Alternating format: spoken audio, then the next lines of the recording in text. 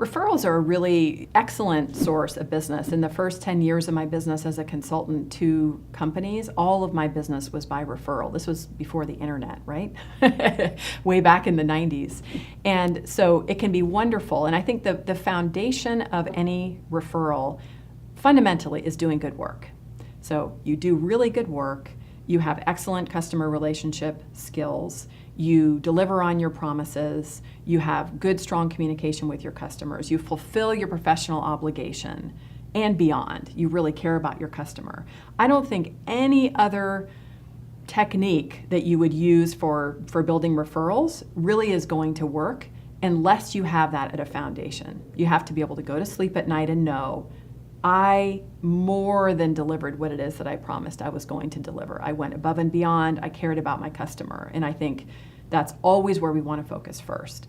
From there is where you can be really clear with people at different points in the sales process of letting them know that you actually love to work with people like them. And all of this has to be something that becomes very comfortable for you. You can choose your own language around it.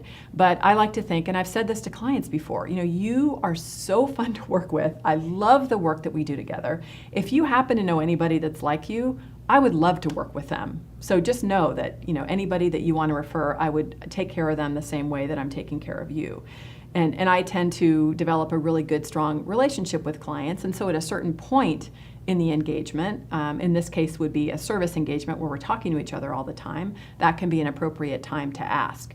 You can also look at different steps in the life cycle of your communication with clients where maybe there's a certain point where you know that they've, gotten great value out of what you've offered, or you send out a survey and they return the survey with, glowing 5 stars, and you can look at that kind of feedback and say, wait a minute, this would be a great time to ask that person.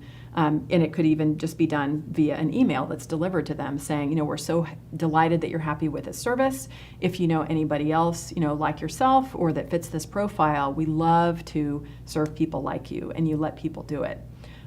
So I think it's a combination of being comfortable of, asking people at a certain stage in the relationship, building different referral triggers into your business process where at certain times, especially after you know that you've really hit it out of the park with somebody, that you can ask them.